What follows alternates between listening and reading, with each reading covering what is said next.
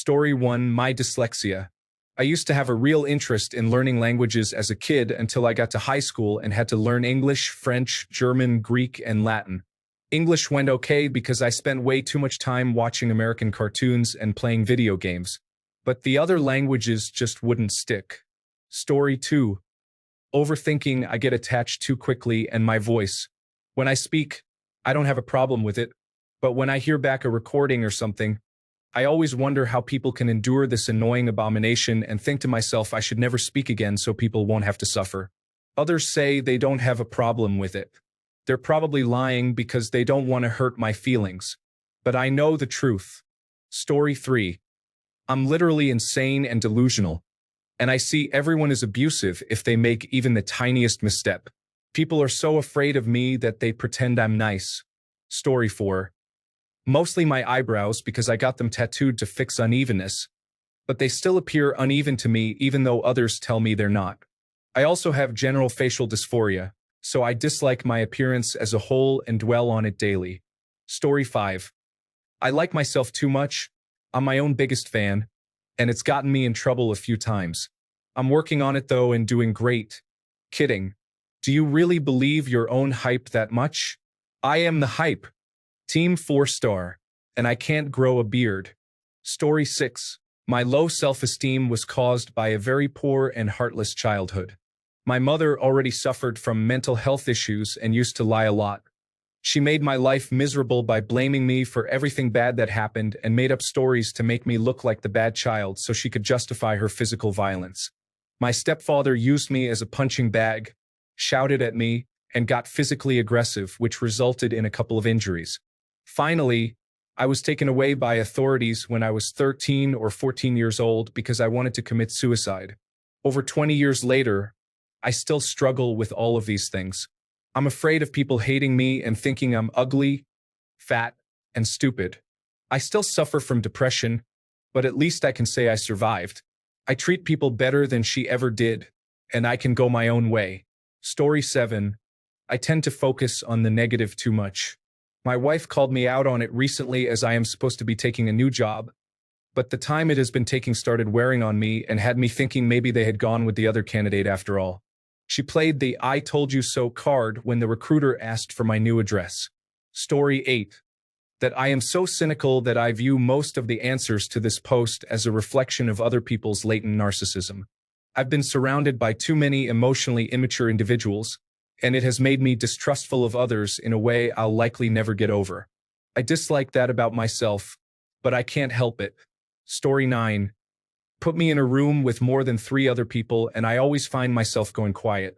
Like, why do I have this weird social anxiety that I don't have when having one-on-one conversations? Story 10. Imposter syndrome for sure. After every achievement, I feel that I just get lucky, or it's only a one-time thing. However, I push myself to be the best version of me. Story 11. I'm pretentious when it comes to movies and music, especially music. I've been working on it for a long time, and I have come a long way, but still I have to bite my tongue a lot. Story 12. I hate everything about myself. I'm weird. I hate my body and the way I look. I hate my face all the way down to my voice. I don't like going places. I struggle to hold the most basic conversations because I'm worried I'll say something stupid. I feel like I never fit in, and I'm just the odd one out. My chronic migraines don't help. I hate that my anxiety consumes my entire life, and I'm scared all the time.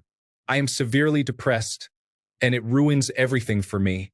The only thing keeping me alive is the fact that I have no one to watch my cat, and I couldn't do that to her. Story 13. My self-loathing. At this point, it feels ingrained in the deepest parts of my soul. There is absolutely no one on this planet that hates me more than I do. Story 14. It takes me a while to open up around others. I basically won't be able to relax and be myself until I know the people around me are there because they want to be there. These days, there are very few people that I think even remember what my personality is like when I feel free enough to let loose and express myself. Hell, sometimes I forget too until I'm either drunk, on vacation, or not preoccupied with life responsibilities. I'm hoping that once I get my affairs in order, I can finally start living my life for me again. Story 15. My hairline. I overthink. I'm depressed. I've never been proud of anything I do. I have aphantasia. I hate my freckles. My anxiety. My face. My lack of social skills. My personality. I think I just hate myself as a whole. Story 16. Sometimes I can get a bit too focused on delivering the perfect response, which can make me sound less casual or spontaneous than I'd like. It's like trying too hard to get it just right when sometimes a simple, chill reply is all that's needed. Story 17. My lack of will to live. I'd like for some days to live because I want to, not because the people in my life would be hurt with me gone. I'd also like to be able to talk about this with someone close. I feel like I can't disclose this to anyone, certainly not family, and not friends either. Story 18. I hate that I have severe learning disabilities. It impacts my life quite a lot, and it's a mission sometimes to not be harsh on myself about it. I'm working on it, trying to make life easier for myself, but it's hard. Story 19. After reaching a respectable age, I can look at myself and produce a list. Divorced because I was bored. That's pretty bad. Messed around with other women a lot. Put money before people. Not interested in other people's problems. Basically, everything is about me. Maybe I am a moderate psychopath. If I were a full one, I wouldn't be able to dislike part of myself. But one very, very good thing, I don't like kids, so there won't be another guy with the above bad points in the future. Story 20. The amount of motivation I have for something diminishes until I have to do it. At work. Today, I think about doing some exercise in the evening, planning the route and everything.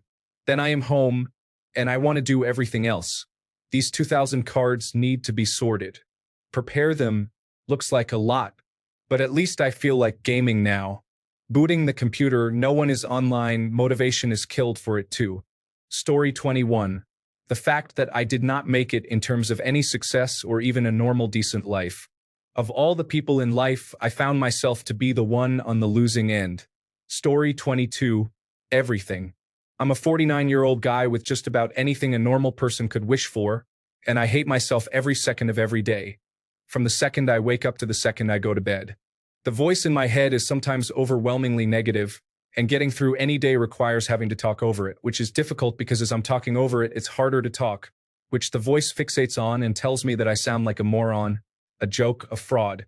I am the worst failure of a father who has a hard time understanding his 12-year-old kid. I am a failure of a husband who doesn't deserve his beautiful wife because she's just too nice. I am a failure of a son because I couldn't tell my dad that I loved him before he died. And I still can't tell my mom this even though she's alive. Don't ask me why. She's an amazing person, and there's a block there that just won't allow me to do it. I am the worst, most idiotic example of a privileged white guy with everything, every advantage, and yet I can't look at myself in the mirror without seeing a pile of trash. What's the worst part of it is that I can't just end it because I feel obligated to take care of my family, feel duty-bound to it. Sometimes I wish I were just by myself because then it would be a whole lot easier to just find peace. I'd sure like to find one redeeming quality about myself without that voice telling me, no, that's not anything to be okay with. Just doing it now, telling me that writing this stuff here is just pathetic and sad.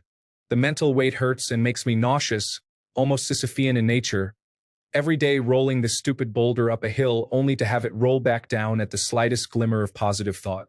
It's like my self-awareness has morphed into self-flagellation and I'm not sure what to do with it. So yeah, everything. Story 23. I love myself. I make mistakes, but I keep improving myself. Never hate yourself. Respect yourself and find the strength to face the world. No one is perfect nowadays, so don't listen to anybody's criticism. Story 24. My insecurities and constant doubt. My appearance. Accidentally being so anxious and cautious that I turn selfish or am not friendly enough, even though I love others. Story 25. I lack ambition. I have a decent job, making enough money to provide for my family, but I used to dream so big. I wanted to be an influencer. I wanted to be a bodybuilder, but those things seem so far out of reach when I'm struggling to even get myself up for work every day at 4 in the morning, and I don't get home until 7 or 8 o'clock sometimes. Story 26. Everyone thinks I'm angry all the time. I have a face like Willem Dafoe, all bony and stuff according to my aunt. People take my resting expressions as angry ones. I can't make a not angry face easily. Story 27. I am far too generous with my time, money, emotional and mental capacity, and willingness to do stuff for other people. It's not that I feel I need to do anything for anyone. It's just that I like myself in the role of the person who's always got your back. And sometimes that works to my detriment. Story 28. Teeth, hair, metabolism, stomach, feet, chest, arms, body hair, laziness, addiction, overthinking, lack of ability to learn things quickly, inability to learn anything about something I'm not interested in. Story 29. Being afraid of change. Whether it's finding a partner, changing jobs for more money, moving, etc., gives me panic attacks just thinking about attempting one of those things. Story 30. I am really quick to frustration and agitation and I hate it. I get it from my dad, unfortunately. For example, I will drop something and my brain will immediately go to, oh my God. I have been trying to alter my thoughts lately and reframe them to something positive. Instead of thinking of how much of a hassle it is or how it is extremely frustrating, I will replace that thought with, just pick it up. That is all you have to do. It is not a big deal at all. I do not do it every time, but it does help calm me a bit when I remember to do it. Story 31. My lack of courage and resilience at times. For the most part, I can be brave and am not a pushover in terms of emotional and mental resilience, but in the past and in important moments in my life, I have let myself go too much and have shied away from so many opportunities in life. I still have regrets about it to this day, even though I realize that this is part of my own personal growth. I still wish I could have just learned this in a book or a quote or something, instead of having taken tons of major losses in my life. Haha. Story 32. Many things, but I'm choosing to spend the time I could obsess over my flaws in writing to focus on setting attainable goals and practice being kinder to myself. Story 33. Being clingy. If I like someone as a person and know that there are chances for us to hang out with each other often, I always get random bursts of energy and feel such a strong desire to hang out with them. My brain plans how fun it will be and things we can do, and when they say no, I just have to respect that and keep myself from jokingly convincing them to hang out. Story 34. So much. When I was born, I was deaf and remained so for the first 3 years of my life. Because of that, I have a learning disability with natural languages. Learning to read and write was very difficult for me. I also have a speech impediment. Along with those, when I was a child, I was diagnosed with both hyperactive disorder and attention deficit disorder. I know now those two have been combined into attention deficit hyperactivity disorder, but I was diagnosed back in the 80s. I truly hate having all of those. They have made my life very difficult. Since I got out of school, the learning disability and attention deficit hyperactivity disorder don't affect me much now, as I can conceal them with work. However, I still cannot conceal my speech impediment. To this day, I still have to deal with issues because of the speech impediment, mostly people assuming I am autistic. I am not. I have nothing against those who suffer from autism, but I am glad I don't have it. It would be just another disability to deal with. This is one reason I do not participate in online games. The last time I tried, I simply said, hello, and someone in the group started to attack me for being autistic. I ended up leaving that group, reporting that player, and then deleting the game from my console. Key lessons people need to learn.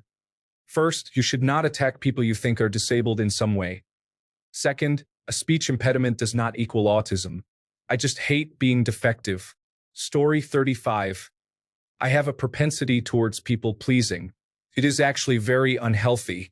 The problem is I often catch myself when it is too late. I have already done what I should not have done.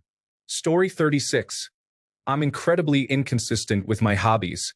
I'm decently good at a lot of things, but I never stick with anything longer than a few months at most. I revisit things and cycle through stuff, but I have a limited amount of time to do something before the interest is gone. I took advantage of it and wrote a whole book one time, and now I'm trying to hold on to the motivation to finish the album I'm working on and release it. Story 37. I used to be creative as a child. Video games, electronics, and the United States school indoctrination system stopped that. I go through every day without thinking. It's like I've had a lobotomy and just respond to the current environment. Quiet room? Quiet. It's nice, but it feels empty. Story 38. How much I complain, and how I no longer seem to be able to marvel at things. Amazing beach? I've seen better. Also, I can't seem to string a proper sentence anymore. Story 39. I'm incredibly impatient. It's not that I don't think things through or that I am an idiot. I'm just impatient. Ironically, it also leads to a lot of procrastination and getting behind on stuff.